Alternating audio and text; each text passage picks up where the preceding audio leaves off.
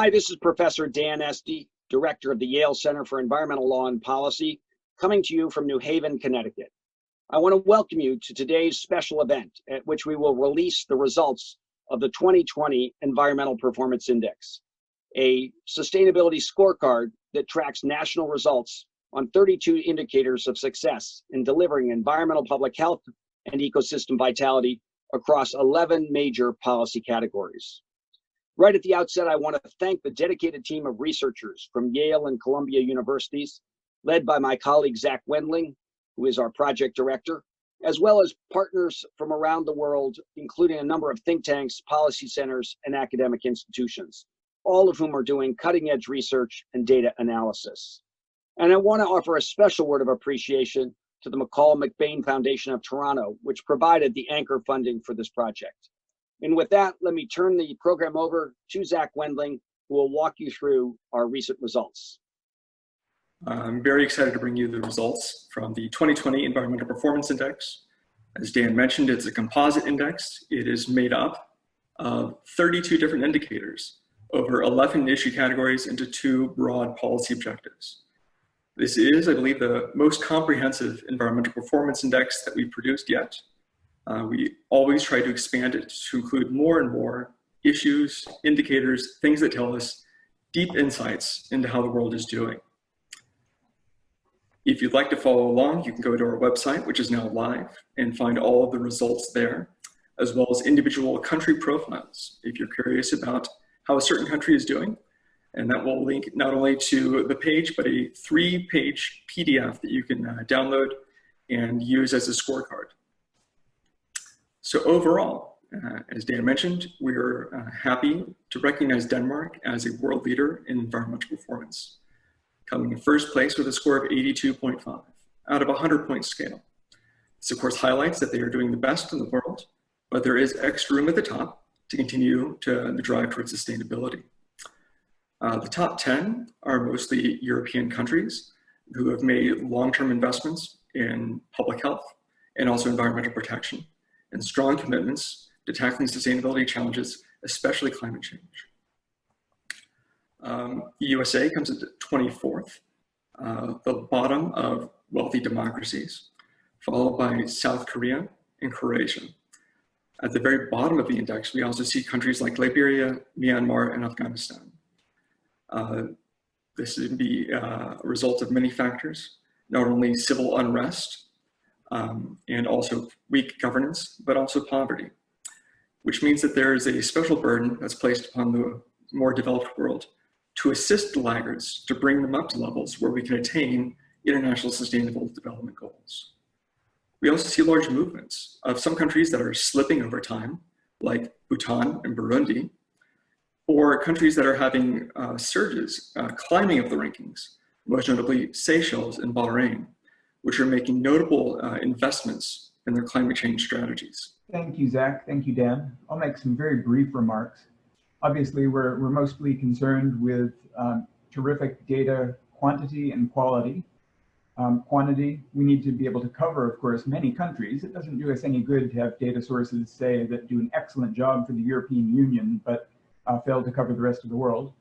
And data quality speaks for itself. And this is always a challenge, and we've worked for almost 2 decades now to get better and better data sources. One thing that we've always been committed to and fully committed to is transparency. All of the results will be available on the web today. They might even be available now at epi.yale.edu. We're completely transparent in terms of the methodology. That includes clearly defining transformations that we use, weights across different issues and categories, targets for good and bad performance, methods for aggregation. All of that is very clearly defined, and we acknowledge that there's no one correct way of doing this. We've assembled a terrific team that does its best to put together a consensus.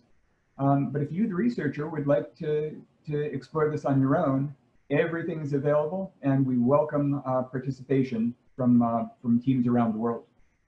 Finally, I'd like to just point out that we do have an independent sensitivity analysis that's conducted by the Joint Research Center of the European Union. We're very pleased to have that contribution to the effort. And without further ado, I'd like to turn it over to my colleague, Alex Sherbinen. Thank you. Thank you very much, Jay. It's a real pleasure to be here. I represent the Columbia side of the partnership, and I work at the Earth Institute here in New York City. I'd like to speak briefly about the EPI 2020 results for two policy categories: biodiversity and habitat and ecosystem services. Although the climate crisis has tended to dominate policy attention of late, and for good reason, given the magnitude of the challenges and the headline-grabbing disasters such as cyclones and forest fires, it's really important to recognize that biodiversity and ecosystem services are being degraded at unprecedented rates. So biodiversity underpins all ecosystem services and acts as the foundation of all human activities, our economies, and our well-being. And natural ecosystems and species pollinate crops, build healthy soils, cycle and replenish fresh water, protect against extreme weather events, provide food, energy, medicines, raw materials, and cultural and spiritual benefits for all people on the planet. So this is really what is meant by ecosystem services. The EPI has continued to evolve its approach to measurement in these two policy categories. In 2020, under biodiversity and habitat, we have 6 metrics. 3 of those metrics have to do with protected areas coverage, for terrestrial protected areas, marine protected areas, and for species. The first 2 are against the international targets of 17% coverage set by the Convention on Biological Diversity. The species measure looks at how each country's protected areas actually line up against the species distributions within the country. And then we have 3 measures based on remote sensing imagery and species inventories that look at the extent of habitat loss and in and outside of protected areas. So we want to thank our colleagues at the Biodiversity Indicator Partnership for those 3 indicators. So biodiversity and habitat is a category in which some of the best performers are actually in Southern Africa, including Botswana and Zambia, followed by European countries. And one thing that we've seen is that while protected areas coverage is actually going up globally, and we see now almost 17% of coastal areas and about 14% of terrestrial areas globally are covered by protected areas, we continue to see species extinctions. So clearly more needs to be done to increase the effectiveness of protected areas, but also to control habitat loss and invasive species.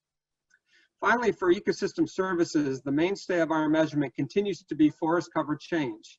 However, this year we added 2 remote sensing derived indicators based on innovative work by colleagues at the University of Cincinnati. One is for grassland loss and the other is for wetland loss. Small countries, including some island nations like Iceland, Malta, and Sao Tome and Principe, tend to do best on ecosystem services, followed by a mix of dryland West African and Central Asian countries. A number of tropical West African countries, however, are doing very poorly, and those include Cote d'Ivoire, Ghana, Guinea, and Sierra Leone, where forest cover change and loss is really accelerating. So that is my brief wrap up on the methods and results in these categories, and I hand it back to Dan Esty. Thank you. Thanks very much, Alex, Jay, Zach. And I'd now like to invite the Danish ministers to step up. Minister Jørgensen, perhaps you can start by giving us a perspective on what Denmark's doing on climate change and anything you'd like to share about where Denmark plans to go in the months and years ahead. Yes, well, first of all, thank you so much for inviting us to speak. Thank you so much for the important work that you're doing. I think it's obvious to everybody that if we are to solve some of the big challenges with regards to climate change and biodiversity, no country alone, certainly not a small one like Denmark, can do all that's necessary. So we need to learn from each other, we need to collaborate, and that's why your work is so important. So thank you so much on behalf of the Danish government for that. Now, I want to start with one concrete example of what it is that we are doing. We have adopted a climate act, a climate law in the Danish Parliament with broad support that legally binds us to reduce our CO2 emissions, greenhouse gas emissions, by 70% compared to 1990 in 2030. Now, this probably makes us the most ambitious country on reductions in the world, I would think. Definitely for us, it's a huge challenge. If we look at how much we have reduced from 1990 and until now, we need to reduce with as much in the next 10 years as we've done from 1990 until now. So that tells you a little bit about the challenge that we've set for ourselves. Now, the target of 70% is not a normal political target. Normally, when we negotiate the levels of ambitions in Danish politics, I guess that's probably much the same in all countries in the world. What you do is you analyze what is the problem, then you analyze what kind of policy instruments do you have, then you analyze how much resources have you got, and then you start negotiating, and then you find a result. But we've started at a little bit in a different way this time. So instead of starting by saying, okay, so what's possible, we've actually started by asking what's necessary. We've asked the scientists, how much should we reduce our emissions if we are to fulfill the criteria of the Paris Agreement and thereby give our contribution to the planet being able to stay below 1.5 degrees? And that is then the number 70%. So our task is then to make the necessary possible. Now, what does it mean to be a world leader? We aim to be one because we are a small country. If we are to do anything that will make a difference, we know that we are only responsible for 0.1% of the planet's CO2 emissions. So even if we close down our country tomorrow, it probably wouldn't help the planet much. Instead, we need to make policies that can inspire, that will force ourselves to invent new solutions, create new policies that others then might copy. We have done this in the past. We were the first country in the world to build an offshore wind farm in 1991.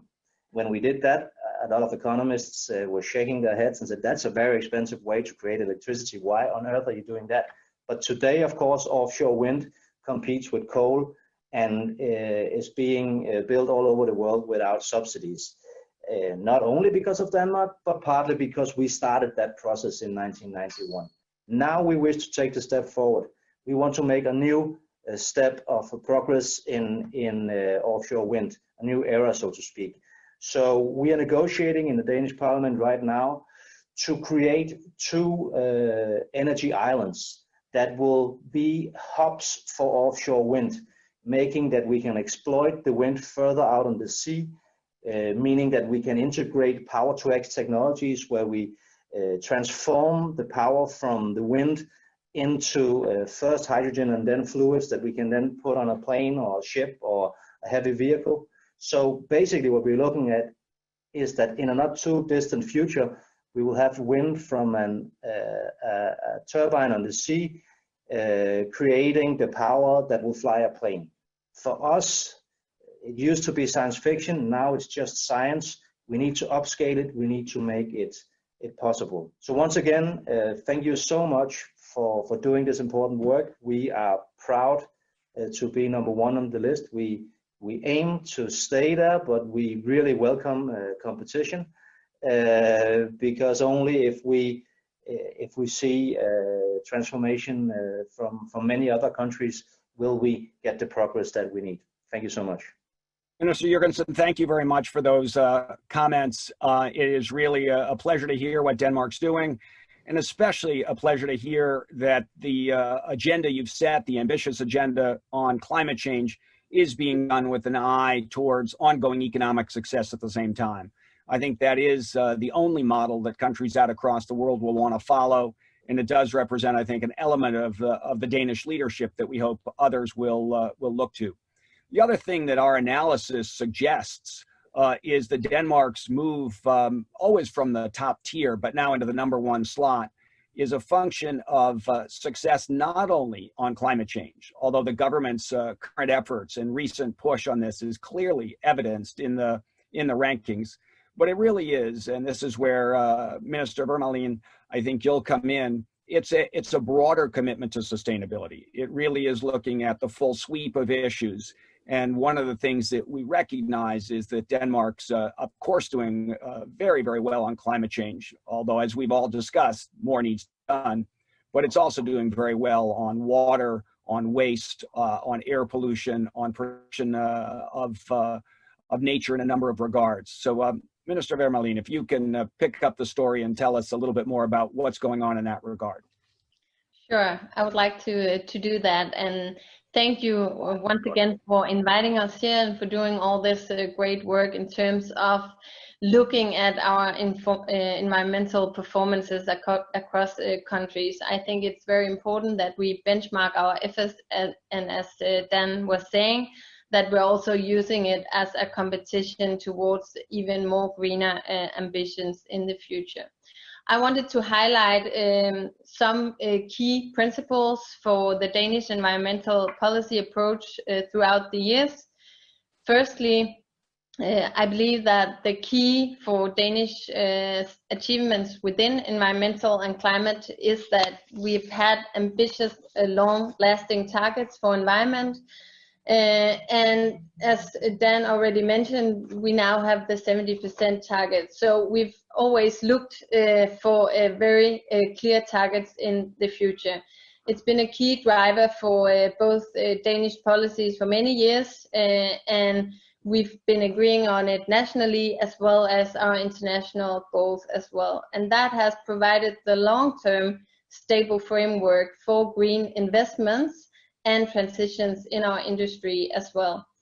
Secondly, I believe that the Danish partnership approach to environmental challenges and solution has been extremely important. And Dan, you also mentioned that now we've involved the industry in our climate action, and we work very closely with our green NGOs, the business community, and the labor unions in order to promote these solutions to environmental challenges. And lastly, it's obviously important that the public is also engaged in these green agendas. So we've seen it throughout the world with the climate action, but we also have a long tradition in Denmark for science-based regulation, impact assessments, evaluations, and information sharing in Denmark. So the Danish school system, the public service of media is very important also in this regard. The trust in science, knowledge in Denmark is very high, and I think that's also very important. If there's one closing thought that I'd like to offer, it is that good policy does matter. So I'm thrilled to hear us continuing work over these issues, recognizing there are often not easy answers. There are real trade-offs that's be done in the context of continued economic success and delivery of goods and services to the public more broadly. So all of that is one of the lessons. We do encourage those who are interested in the deeper story to go to the website, epi.yale.edu. All of the methodology is explained there. All of the data are there. More information on the drivers of good results are there. So with that, I do want to bring this to a close. I want to echo the commitment that the minister has just suggested, that we should all be thinking about our post-COVID-19 moment as a chance to build back better. And we at the Yale Center for Environmental Law and Policy have a program going on that, which we will be sharing information on over the coming weeks and months. So let me thank my colleagues who presented. A special thanks to Tim Mason, who's appeared in the corner, although not speaking. He's been our virtual master of ceremonies and keeping the technology flowing. We are very grateful for all of you, hundreds of you who've signed in from around the world. And we do want to commit to you that this is not a one-time thing, but rather what we hope will be the beginning of an ongoing conversation. And we're very committed to helping you all wherever you are in government, in the non-government sector, in academia, in the business world, to identify the best paths forward toward a sustainable future.